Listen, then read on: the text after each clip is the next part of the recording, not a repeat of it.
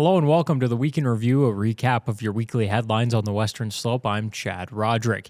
And our first story, in the wake of a deadly shooting by ICE in Minneapolis that killed a woman from Colorado Springs, reactions are pouring in from state officials and the local community. Ariana Boss has the latest. The fatal shooting of a Colorado woman by an ICE agent in Minneapolis Wednesday morning has sparked a national firestorm, the effects of which have reverberated all the way to the Western Slope. 37-year-old Renee Nicole Good was originally from Colorado Springs and recently moved to Minneapolis. Her ex-husband told the Associated Press Good was driving home from dropping off her 6-year-old son at school when she encountered a group of ICE agents. Video footage shows an agent approaching her car, attempting to open the door. As Good pulls forward, another ICE officer shoots her at close range, killing her. Public response to the incident was swift, with both outrage for Good and defense for the officer who shot her. It was an act of domestic terrorism. A woman attacked them and those surrounding them and attempted to run them over and ram them with her vehicle. Colorado Democrats say anybody who watches the video knows the administration is lying. We have to believe what our own eyes see, which is that Renee was brutally killed in her vehicle by an ICE agent and is now leaving behind a child. But Mesa County Republicans say let law take care of it. Keep speculation out of it. Let the people in charge finish the investigation and keep speculation out. While Colorado Governor Jared Polis demands, quote, a full investigation into this incident and accountability. The American people deserve answers about what happened. To uncover those answers, the Minnesota Bureau of Criminal Apprehension says they were initially supposed to operate a joint investigation with the FBI, only for the U.S. Attorney's Office to change their mind, now allegedly barring the state agency from accessing case materials, scene evidence, and interviews necessary to complete that investigation. We reached out to the U.S. Attorney's Office for comment. We have yet to receive word. Ariana Boss, back to you at the desk. And after weeks of dry conditions, fresh snowfall is finally bringing some relief to local ski slopes. Powderhorn Mountain Resort saw new snow this week, drawing skiers and snowboarders to take advantage of the improving conditions. Marge Tobin has more. When you woke up this morning, probably one of the first things you noticed was a coating of snow on the mesa and the book cliffs.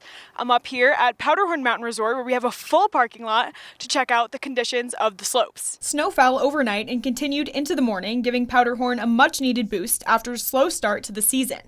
While conditions aren't perfect, skiers and snowboarders say the fresh snow is a good change. Not bad. I mean, the snow's getting better day by day, but I mean, it's still a little rocky, a little rough terrain, but for right now, we can't complain. It's pretty good.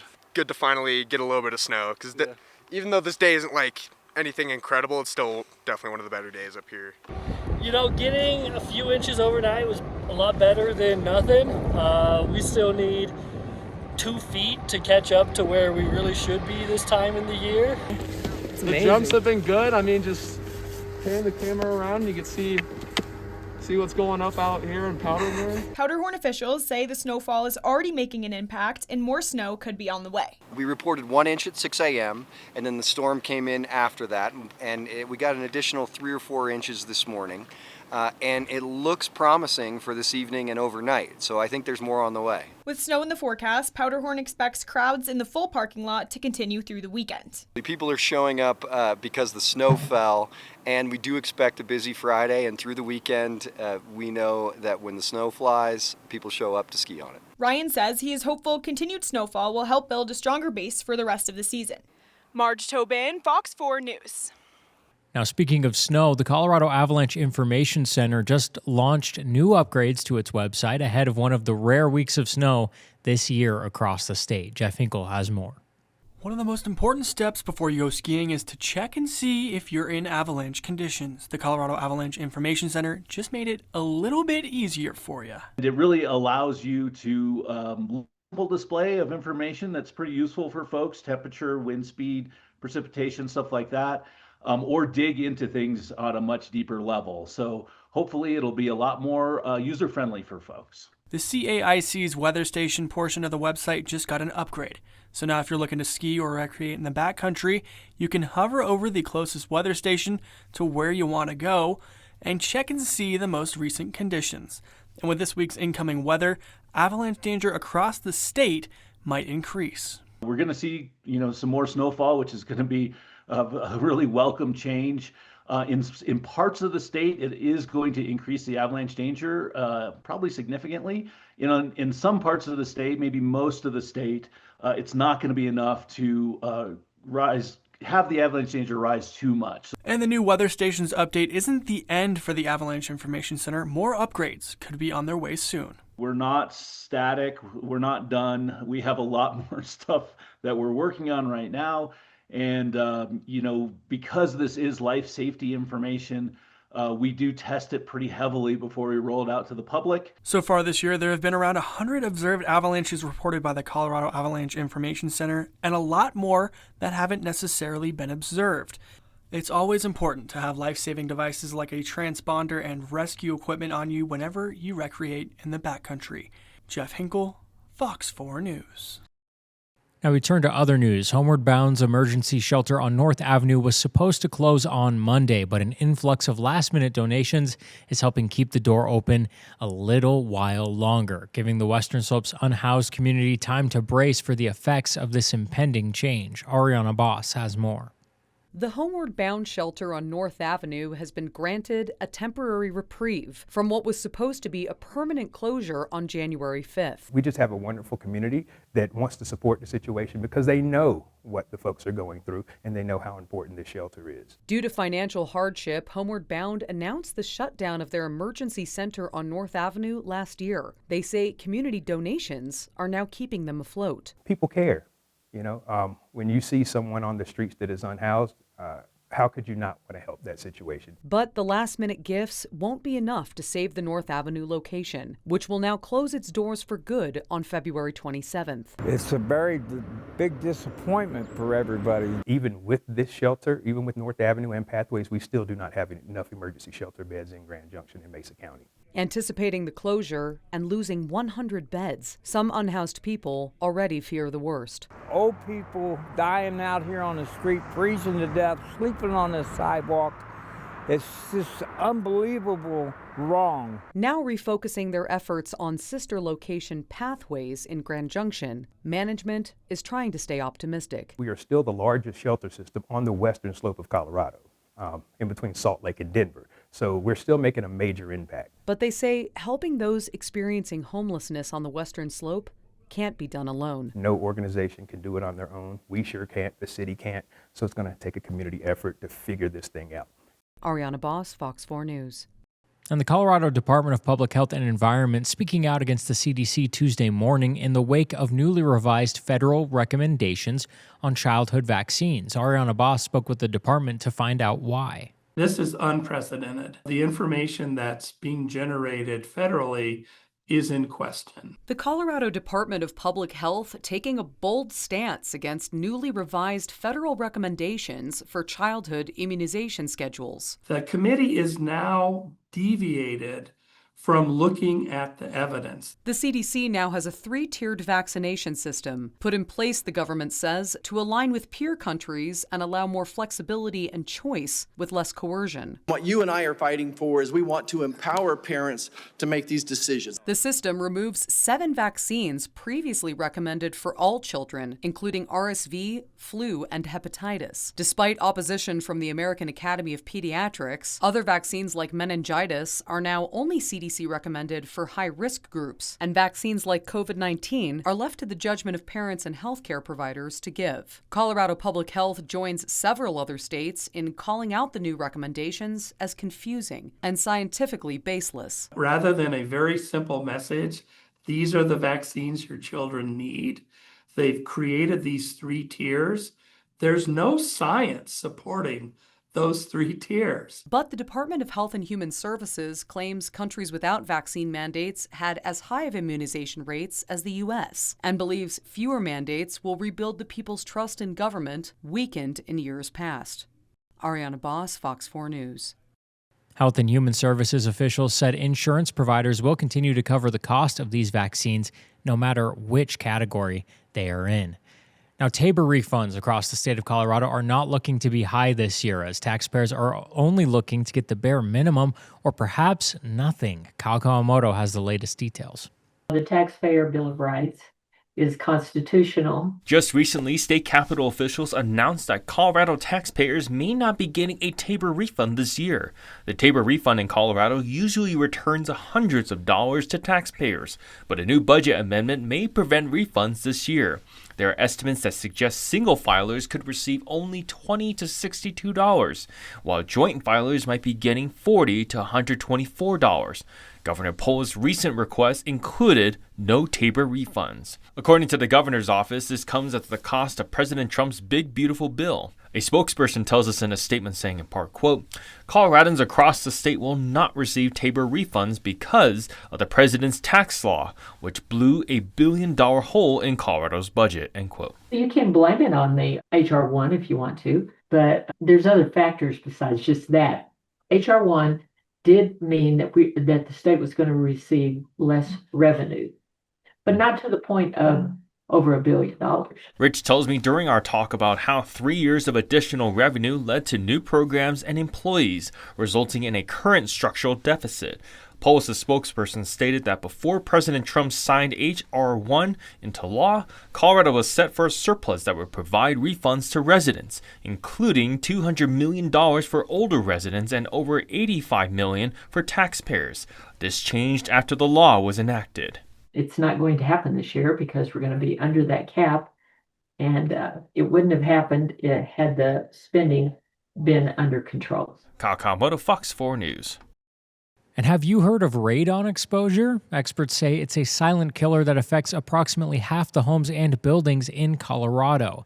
Governor Polis declared January as Radon Awareness Month to provide residents with the knowledge they need to keep their homes safe. Ariana Boss has more. The mountains and mesas here in Colorado are not only rich in beauty, they're also rich in uranium. And where there's uranium, there's radon, an odorless radioactive gas that's become the second leading cause of lung cancer in the United States.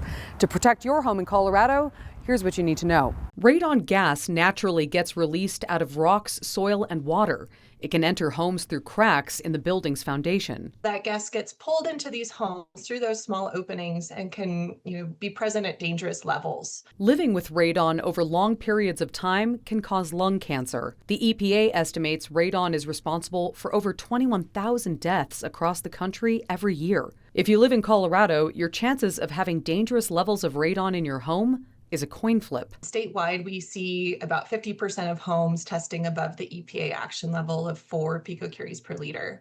So that means about half of Colorado homes should get mitigated to reduce their radon level. At-home tests can be bought at stores or are available for free at Colorado Public Health. If it tests positive, we're told mitigation is pretty straightforward. All it usually requires is connecting a PVC pipe to the area underneath your home. Basically, we're giving the radon a new exit pathway to leave that area beneath the home and not get pulled into your living space. But what about the cost, which averages around $1,000? Well, Colorado is one of the only states in the country that offers financial assistance for radon mitigation. You can find out more about the Low-Income Radon Mitigation Assistance Program through Colorado Public Health. Ariana Boss, Fox 4 News. Experts say smoking can significantly increase your risk of developing lung cancer from radon exposure. Now we turn to other news. New changes are coming to Mesa County as the commissioners held their first hearing of 2026. One of the agenda items involving updating a regional housing needs assessment for unincorporated Mesa County. Kyle Kawamoto has more.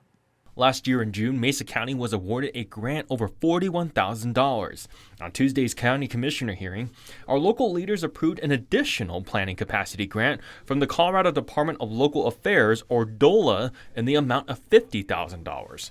According to county officials, the $50,000 in supplemental funding is being awarded because Mesa County has qualified for DOLA's incentive for early adoption of Fast Track, a Proposition 123 milestone. This additional $50,000 does is allows us to work with the City of Grand Junction on a joint housing assessment, needs assessment. And that housing needs assessment will show us what we need in terms of housing within the county. Mulberry explains that approximately $38,000 of the $50,000 will be spent on a housing needs assessment and action plan for affordable housing in the county. The remaining $11,000 will fund required master plan elements. The county hopes to use AI to speed up the project process, particularly for site plan reviews and building permits. It would allow them to then be able to check and make sure that they've got everything in place before they submit, which again should speed up the process. County officials say ongoing efforts to improve efficiency, especially for developers seeking quicker approvals. The administration said it is committed to timely reviews and making improvements, which motivated the county to apply for the grant as soon as it became available. The DOLA grant is actually a pilot, so nobody really knows how AI will help with the process. And so this grant with DOLA will allow us to pilot the software to see if it works. While there is always a wave of concern about AI, Moberg tells me there is no need to be. And in this sense, it's not removing jobs. Kyle Kawamoto, Fox 4 News. For more information about the grant, you can find it on westernslopenow.com. Now, neighbors may notice crews working on their roads starting this week. A new crack sealing project has begun as part of the county's effort to preserve local roads. Mesa County, working with Valley Pavement Maintenance, began a crack sealing project Monday on neighborhood streets between F.5 Road and Patterson Road, and also from 30 to 32 Road. The work is part of the county's long-term pavement maintenance program to extend the life of road surfaces. Crews will operate Monday through Friday from 7 a.m. to 5 p.m., with work expected to wrap up by late May. County officials say this is the first phase that helps prevent further damage by sealing cracks before moisture can get into the pavement. This crack sealing portion is just as you see, they are putting tar into the cracks, which seals it off, keeps the moisture from getting down in there. Springer says the crack seal is a starting point to additional surface treatments planned for later this year, including chip seals and slurry seals that will provide a new surface. If you see your road is getting crack sealed, it's a pretty good chance that we're going to be cape sealing behind that, but again, not until June. While some temporary lane closures may occur, officials say access to homes should be mostly uninterrupted with minimal delays during the winter crack sealing phase. This material is set up in probably 20 or 30 minutes, so access to homes should be relatively uninterrupted. You might see some of the larger roads like 30 Road, we might have a lane closed, but it'd just be temporarily for that. Drivers are encouraged to slow down in work zones and watch for temporary lane closures. More impactful road closures are expected later this summer when the surface treatments begin. Marge Tobin, Fox 4 News. And a new partnership is creating a direct pathway from high school to college engineering careers. Central High School, Colorado Mesa University, and the CU Boulder Engineering Program are all teaming up to expand scholarship access for qualified STEM students. Marge Tobin shows us how this collaboration will help local students. Through the new partnership with Colorado Mesa University and the CU Boulder Engineering Program, students graduating with a STEM endorsement from Central High School are guaranteed admission into CMU's engineering program with expanded access to merit scholarships. This is an opportunity to expand upon that program so that students that are coming out of Central High School with that STEM endorsement are guaranteed admission into the engineering program at CMU. Leaders say the partnership builds on years of collaboration and keeps higher level engineering education accessible on the Western Slope. And what that really does for West Slope kids is it helps them save money, and it allows them to study in a much more intimate environment. So instead of being in a classroom with 80 kids in a big city, they're in a classroom with 20 or 30 kids here in Western Colorado.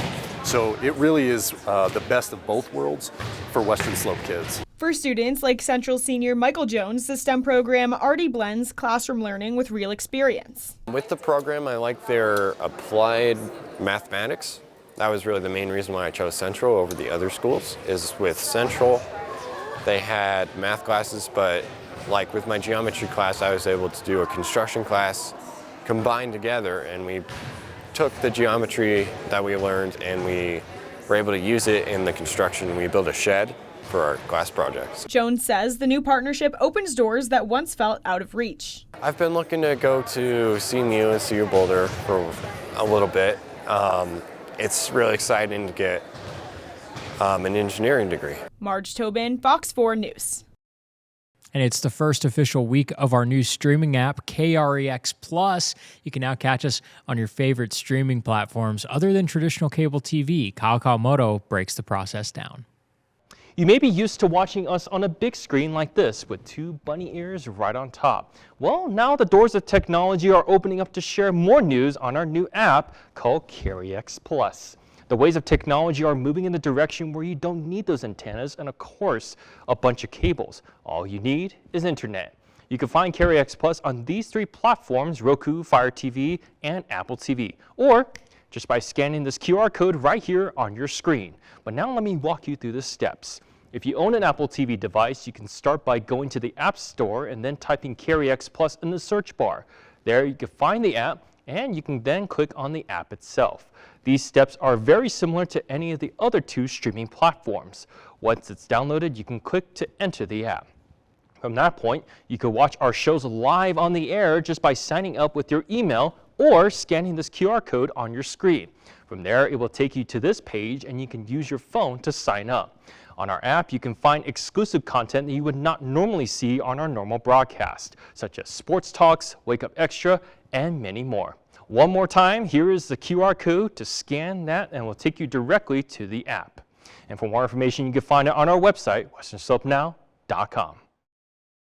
All right, thanks, Kyle. And that does it for the Week in Review. Be sure to tune in every week for a summary of all the headlines on the Western Slope.